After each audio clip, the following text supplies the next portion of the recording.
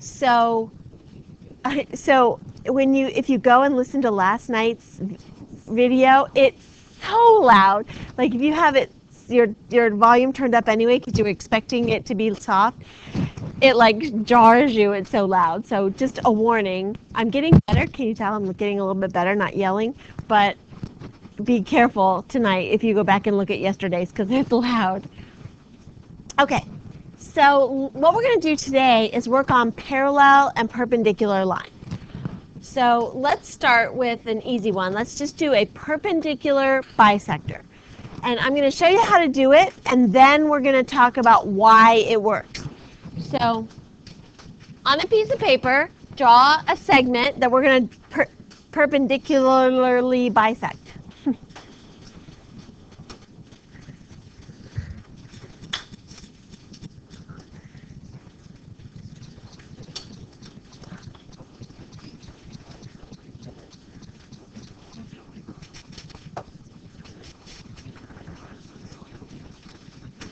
Okay, so we're going to draw a perpendicular line right through the middle of the segment. And the way you do it is you put your compass right on the end. You open your compass more than halfway, but again, it doesn't matter exactly how much it's open, but just more than halfway. Okay, and then you're going to draw. You might remember this from chapter 5. We're going to draw like a fish, remember? And then you're going to flip it over, keeping it open the exact same amount. You're going to do the same thing on the other side. Let's make it a different color. Okay? And by connecting the points where they cross, you're going to go right through the middle of the line perpendicularly.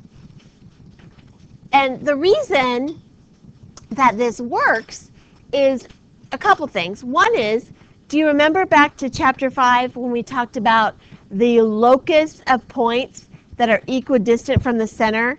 So from here, all these green points here, aren't they equidistant? All these points are equidistant from here, right? And all these red points are equidistant from this end, right? All these are the same distance. So at this exact point up here, they're both at the same point.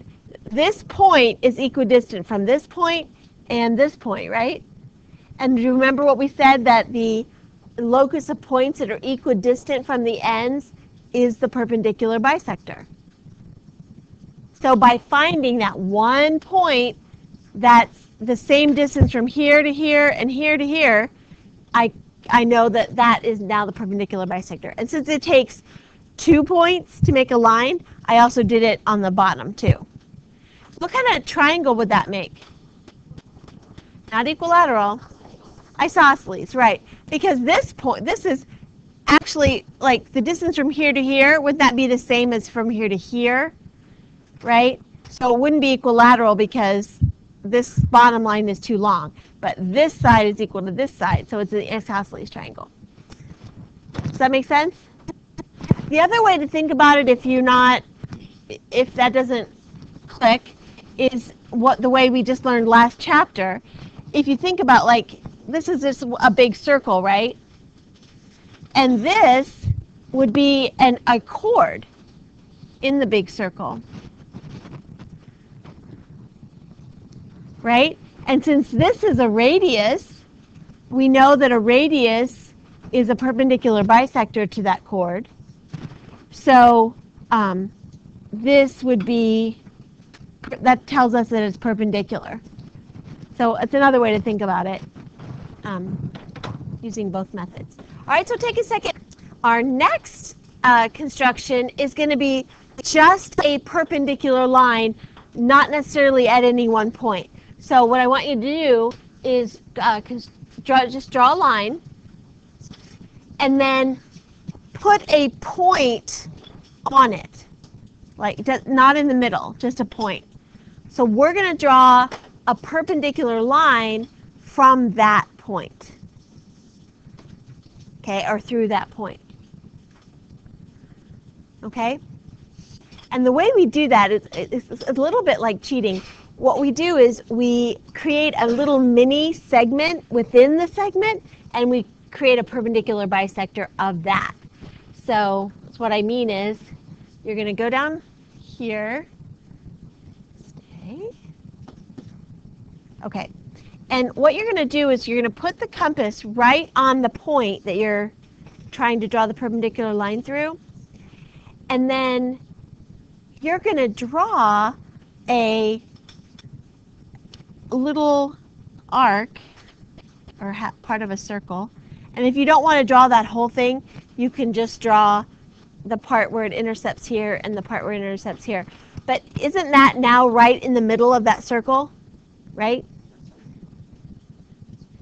So now when we draw the line, not only is it going to be perpendicular, it's going to be the perpendicular bisector. And so we can construct it just like we just did. You're going to put the end of your compass on the first intersection point, open it more than halfway, let's change the color, and then make your little fish, and then flip it over, put your compass right on the intersection point, and make your little fish. And then draw your line straight down through. I did a little bit too over to the left, but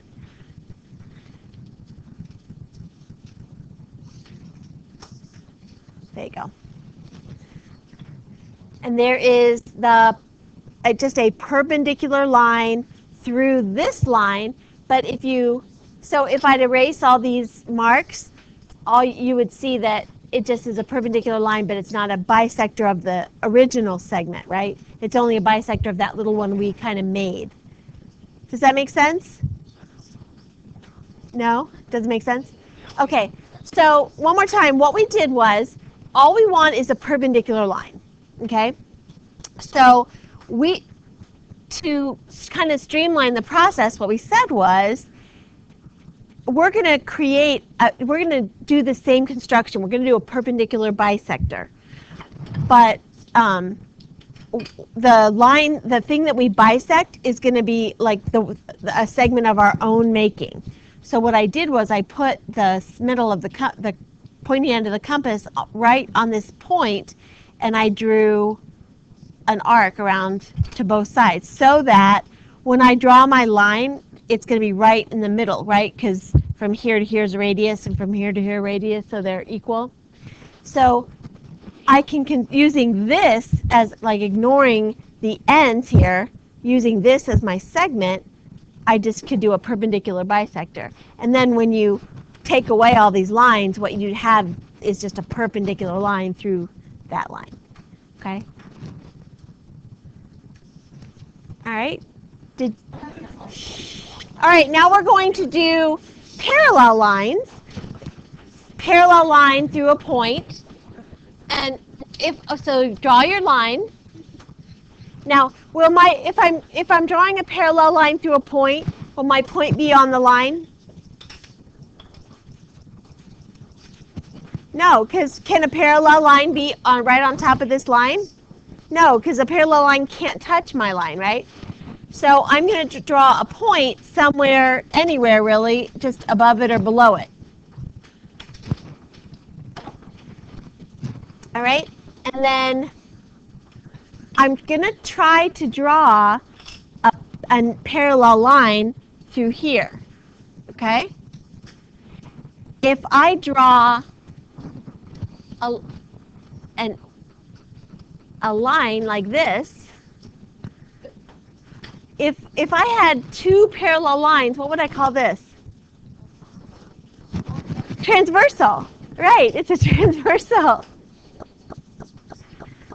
Remember, two parallel lines cut by a transversal makes corresponding angles and alternate interior angles, and yeah, all that stuff will be on that test next week. We got to study.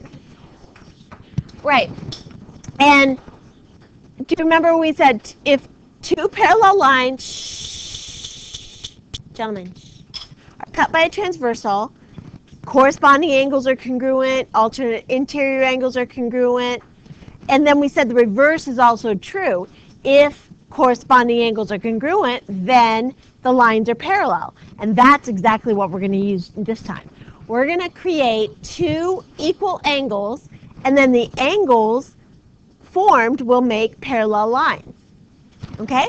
So again, we're just going to do just like we did yesterday. We're going to construct two congruent angles. So I need my compass, wherever that is. Come here. Get my compass. So I'm going to start by putting my compass in the corner. Now make sure you make your arc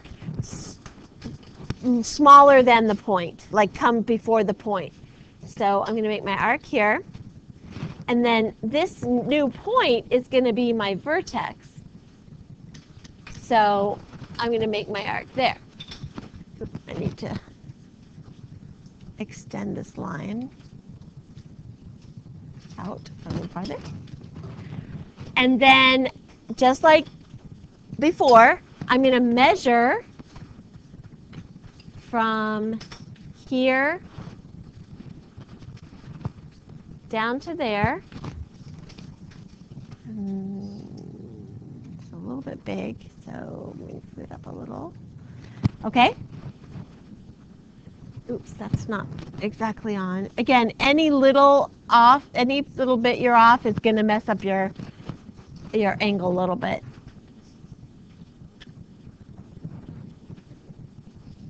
There. All right, so it's that big.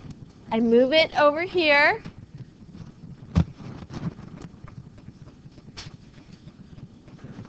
And I make a little arc mark. And now I've got 2 points to make a line through. So I draw, oh, I missed that. Hold on. Totally missed my lines. Move it up, do here, and do there.